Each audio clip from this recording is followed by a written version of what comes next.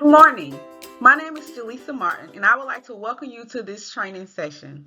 Today's presentation will provide a clear overview of expectations and responsibilities across the compliance, the finance, and the programmatic areas for annual monitoring.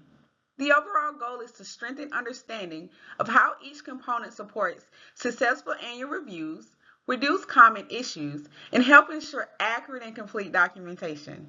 We hope you not only enjoy the training, but also have some great takeaways and best practices for future use. By the end of this training, you will know what the purpose and process of WIOA annual monitoring is. You will know the specific monitoring requirements for compliance, programs, and finance. You will be provided practical strategies to stay prepared throughout the year. We will also review common monitoring issues, and you will be provided key points of contact for monitoring assistance. So, why do we monitor? Monitoring helps ensure that all programs follow all federal and state WIOA laws, meet our performance goals, and helps us see what's working and what needs improvement so we can continue to adjust and strengthen services as we connect talent to opportunity.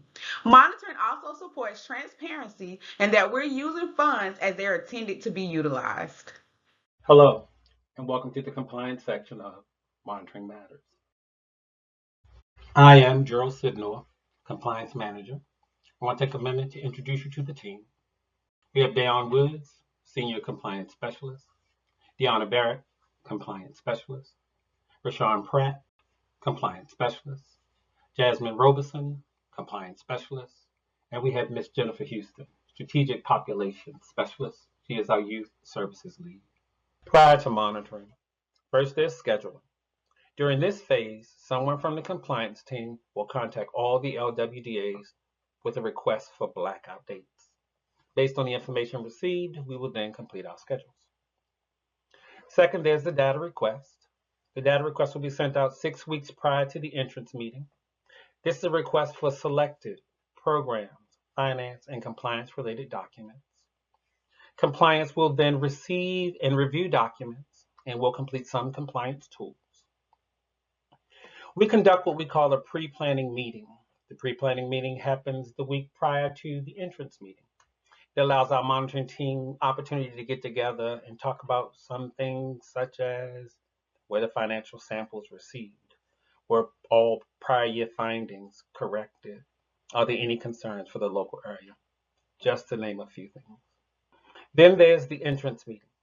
The entrance meeting gives the LWDA a chance to meet the monitoring team, as well as it allows the LWDA to introduce us to their team. And it also gives the LWDA a chance to share some highlights from PY24. The data request email now has 2 changes to it. One would be now attached is the program's policy 1-pager, and the second one is the link itself. Rather than the link taking you to a folder like it did in prior years, now it's going to put you into a whole set of directories. And I'll show you. This is a snapshot of the policy 1-pager. We ask that you take a look at it and complete it based on your current policy and return it to us prior to monitoring. Let's take a look at the data request tool, and specifically tab number 1. Tab number 1 is where we get the reference for the document directory. You'll notice that this sheet is divided into 3 columns. We have topic, Dropbox location to save item, and LWDA notes. Let's take a look at number 1. We see cash draws, other cash receipts, revenue, cash disbursements, check signature authority, and so on. We're asking that you save those financial management documents in folder 1GA. And if you have any notes that you want to add there, you feel free to add your notes. In number 2, it says procurement, analysis of lease and purchase alternatives, cost and price analysis procedures, and so on. We're asking that you save all those procurement documents in folder 2GA. And again, add your notes if you want to add notes. 3 is property management, inventory procedures, safeguarding procedures, and so on. We ask that you save all that property management information in folder 3GA. If you read down the sheet, you'll see more categories with more folders, and we ask that you save the topic in the corresponding folder that's listed there. Also, as a note, let's say that you have a policy that you've put in 1GA, and that policy also contains information from property management. Rather than save that policy in both folders in LWDA notes, you can say, please see folder 1GA, property management on page 63. So you don't have to go through all that and save those policies over and over and over again. When you click on the link in the data request, it'll bring you over here to this data directory. And this data directory is based off the information that we saw in the data request tool. You can drag and drop your information to save it, or you can cut and paste. Monitoring on-site visit. 2 members from the compliance team will be on site and will conduct all interviews. From programs, we would like to meet with your program manager and a case manager. From finance, we'd like to meet with a financial manager, somebody from purchasing, and someone from HR. From compliance, your EO officer, we'd like to speak with the director to discuss the MOU, and the director's interview will happen as well. We want to do the one-stop visit again. This time, we actually want to interview someone from the one-stop. Conclusion of monitoring. The monitoring team will come together to do a little team collaboration. We will identify any possible technical corrections, findings, or observations. We'll develop action plans and compile reports. And then we'll have our exit meeting to communicate the results to the LWDA.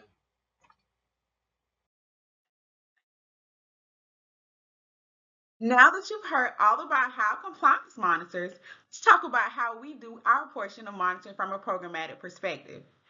Programmatic monitoring focuses on evaluating how well WIO services are delivered, documented, and aligned with the participants' needs. Programmatic monitoring also reinforces proper procedures, detailed record keeping, and the delivery of services that support positive outcomes and participant progress. Before we dive in, let me take a moment to introduce our Office of Workforce Development Programs team. The programs manager is Deneen Woodson. We have 3 program specialists, Montevia Gamble and Rosanna Arullo. And of course, there's me, Jaleesa Martin, your friendly neighborhood program specialist. Many of you may know me from monitoring visits, conferences, or technical assistance interactions. And if we haven't officially met, feel free to reach out or say hi. I would love to hear from you. On the screen, you'll find all of our contact information, including phone numbers, email addresses, and the local areas we partner with for continued technical assistance support. Please don't hesitate to reach out if you have any questions or need any additional support. As you know, we introduced data validation into the monitoring process last year, and it will remain a part of this year's review as well. You're already familiar with our other tools, such as the Adult Dislocated Worker tool, the Youth tool, and the Program Admin tool, which we brought back this season. These will help guide our review of the electronic case files. A copy of all tools, excluding data validation, will be shared after this training for your review. Data validation samples are selected randomly from any PY24 files, including closed files. Monitoring samples are then randomly drawn from the data validation list and will include all active files, including those that are in follow-up. However, unlike data validation, we do not monitor or review closed files. Neither sample list is provided in advance, but you will receive the full data validation list by email the Monday following your exit meeting. When reviewing WIO case files, we look for specific documents to verify participants are eligible and are provided the appropriate services based on state and federal laws. Verifying identity and citizenship helps confirm eligibility for services. We carefully review eligibility documentation to confirm each participant meets the criteria for program enrollment. Items like income verification, residency, and selective service status must be accurate, complete, and clearly support eligibility. These records are critical because they form the foundation of all services provided under WIOA and help avoid certain disallowed costs. We are not just looking for an IEP, but what we're looking for is a signed IEP that has been updated throughout the life cycle of the case file and how the notated goals are achieved.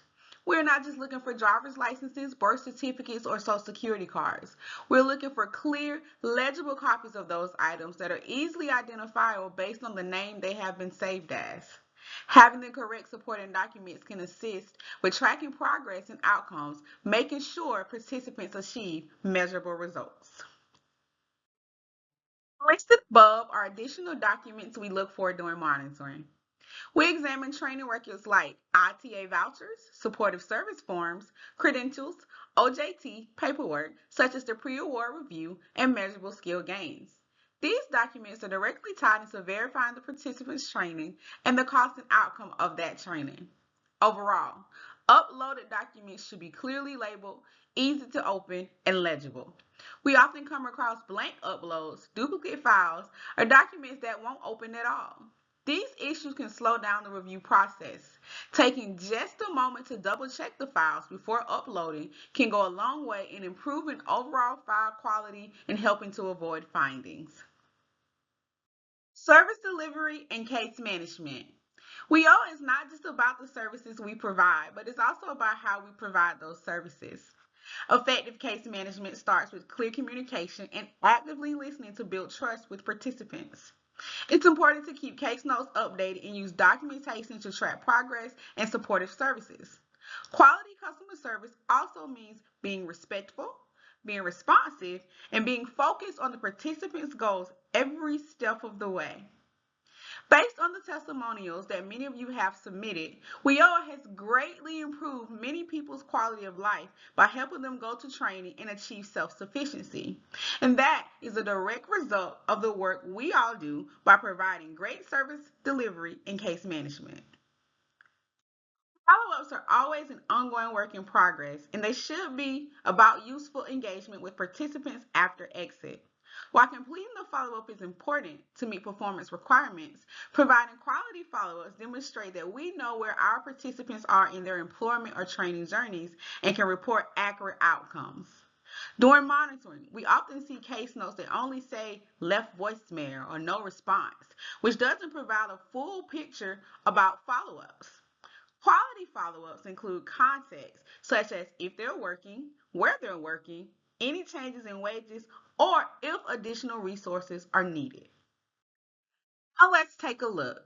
The first example shows a quantity follow-up where it is simply notated that the staff left the voicemail. And although this does serve as an attempt, it provides no information about the participant's actual status. On the other hand, the quality follow-up provides specific details about the participant's employment, including job title, employer, wage, and benefits. It also shows that the participant was encouraged to reach out for future support. This type of follow-up strengthens documentation by confirming outcomes and showing continued interest in the participant's success. We want you to know the difference between findings, technical corrections, and observations in our monitoring reports. Findings are formal noncompliance issues that require corrective action plans and can impact funding or lead to disallowed costs. However, technical corrections are less formal. They're issues that need to be fixed but don't quite rise to the level of a formal finding. But a technical correction may or may not require a corrective action, just like a finding. Observations are typically suggestions or noted practices that may not be a formal noncompliance issue or even require a corrective action, but observations usually can strengthen your program or your service delivery.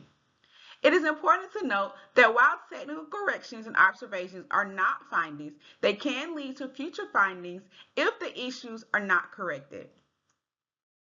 Now that PY23 is over, let's discuss some of the most common monitoring issues, which included missing or incomplete eligibility documentation, insufficient case notes, unsigned or missing IEPs, and follow-ups that were either late or lacked detail. Other noted issues included missing grievance or affidavit forms and documents not being uploaded before the monitoring review.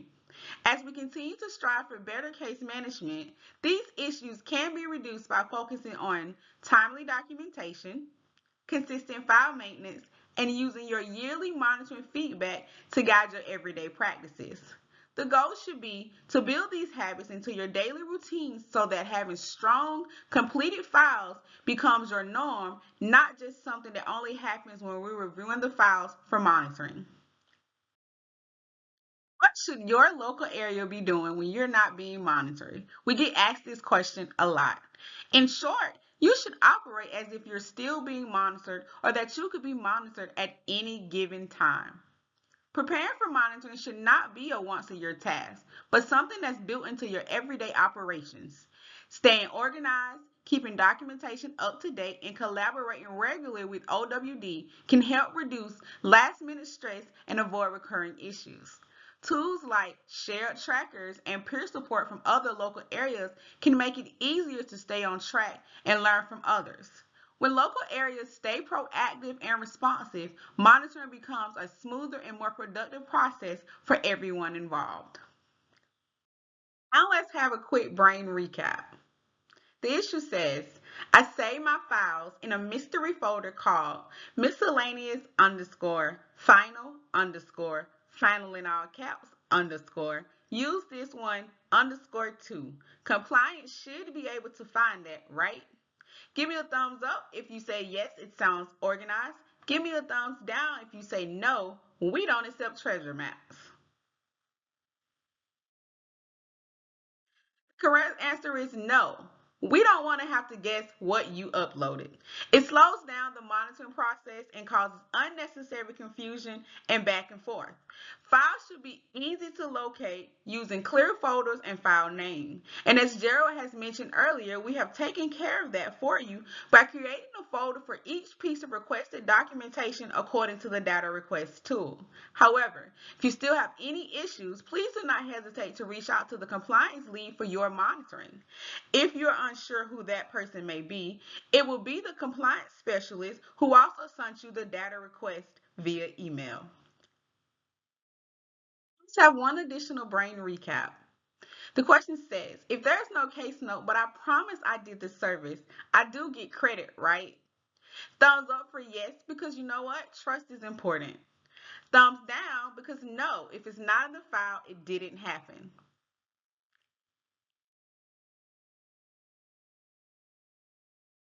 The answer is no. Thumbs down. While trust is important for just about everything, for case note documentation, it is not enough. We cannot monitor what we don't see. That's a memory and not a proper documentation. It's important to remember that anyone, not just OWD, should be able to come and view the electronic case file and tell the story from the case notes, supplementing by the correct supporting uploaded documents. As I love to say, if you didn't write it down, then it didn't happen.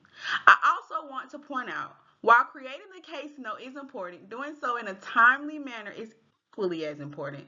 I know it may not be possible to do that every single time, right then and there, but I also know that trying to recall the information a month later is not feasible. A suggested best practice is to set aside some time to input case notes in a manner that would keep the information as accurate as possible. Data validation this, data validation that. What is data validation? Data validation is more than checking entries. The data validation process confirms that participant records in WorkSource Georgia Portal are accurate and complete using valid source documentation such as applications, proof of eligibility, matching dates and services, and outcome evidence such as credentials and MSGs. Accurate data and proper documentation help maintain funding, improve reporting, and show real participant outcomes. As new TIGAs are released regarding data validation and source documentation, OWD will continue sharing updates through guidance and sending out WIGs. Source documentation plays a key role in data validation. On the screen are some of the elements that are reviewed during the process. This list is not exhaustive, but does give you a glimpse of the different categories of data that must be validated. Each one requires the correct source documentation to be uploaded for successful data validation. Please refer to TIGA 2319 Change 2 and newly released WIG COM-25-001 for complete source documentation lists and recent updates regarding authorizations to work. It is important to also remember that the WIOA participant application is the only source of documentation for many fields required for quarterly reporting to ETA. Therefore, it is important to have the correct attached source documentation and input the correct data entry on the application screen as well. So, what does all of that mean in simpler terms? It means to always verify and document the correct information in the WorkSource Georgia portal. It also means to not just upload the correct documents, but upload the documents with the corresponding dates as well. For example, if a credential attainment date does not match the date on their credential, it will not be able to be validated. Remember, the correct date is the date the participant received the credential, not the date the credential was obtained by the LWDA.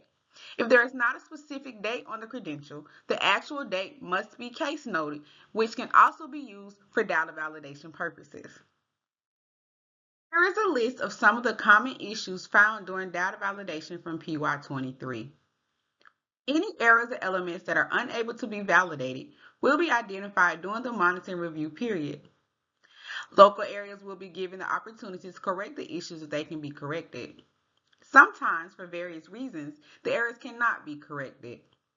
Local areas must have a 5% or below margin of error rate to pass the data validation portion of monitoring. Hello, and welcome to the State Financial Monitoring portion of our training. My name is Janet Brailsford, and in today's training, we'll focus on enhancing your financial compliance responsibilities under federal regulations, especially 2 CFR 200, and strengthen your readiness for monitoring reviews. Whether you are new or experienced in grants finance, this session will give you tools and strategies to improve accountability and performance. Before we get started, I would like to take a moment and introduce the rest of our dynamic team, starting with our Director of Finance and Grants Management, Darian Moore, followed by our grants coordinators, Scott Levitt, Janice Banks, Valerie Brown, and of course myself. It is a pleasure to be your facilitator for this portion of the training. Let's start with our training objectives.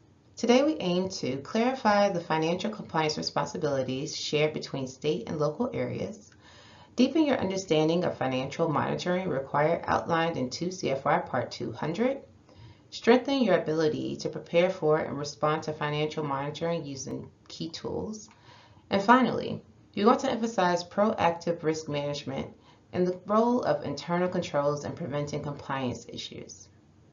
Clarify state and local roles. Both the state and local areas have distinct but interconnected responsibilities.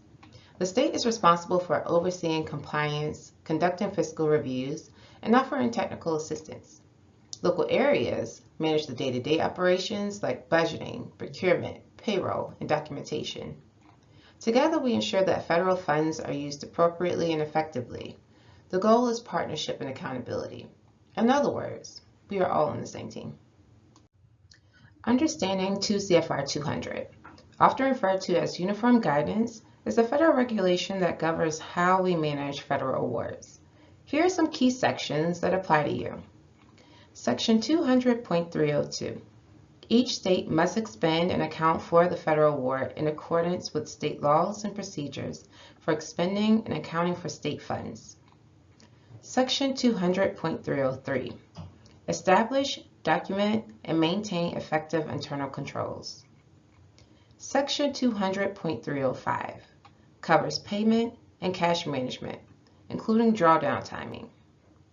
Section 200.331 through 333 details subrecipient monitoring. Section 200.501 defines audit requirements such as single audits for those spending $1 million or more in federal funding annually. To prepare for state monitoring, local areas should use tools like monitoring checklists, desk review templates, organized backup documentation, invoices, ledgers, timekeeping. Also conduct periodic internal self-assessments. This helps you catch issues before a formal review and builds trust with the state team. I'm sure at this point some of you may be wondering what to expect for PY24 monitoring. From the state's perspective, this slide outlines key financial management areas that are critical to our partnership with local workforce areas.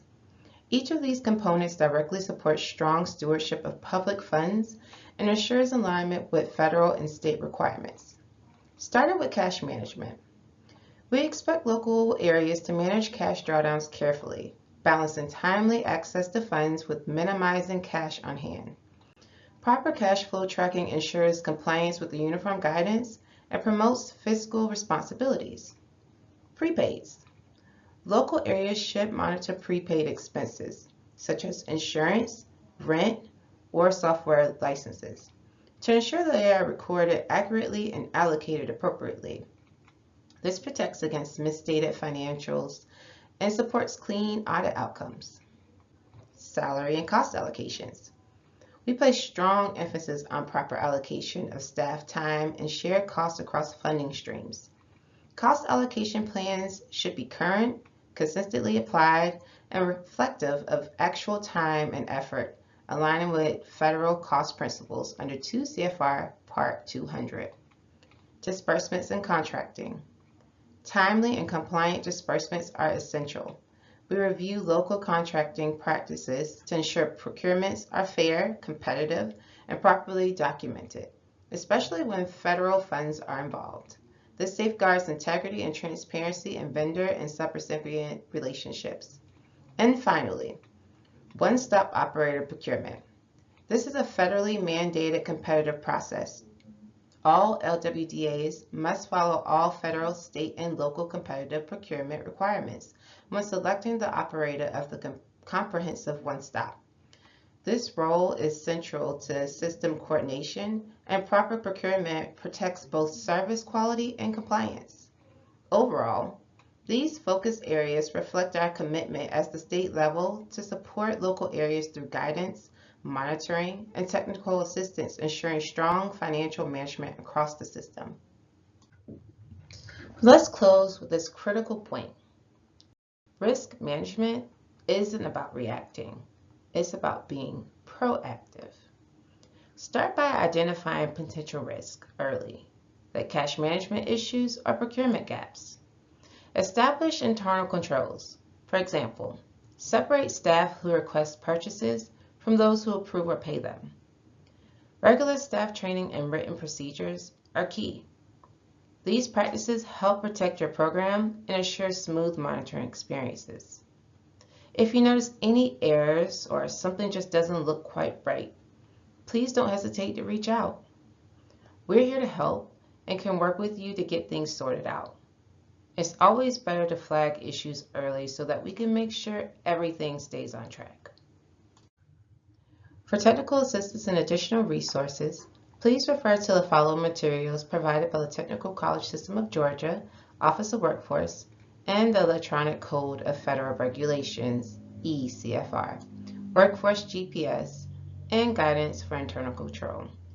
That concludes my portion of the presentation. You could have been anywhere today, but you decided to be here. Thank you for your time and attention.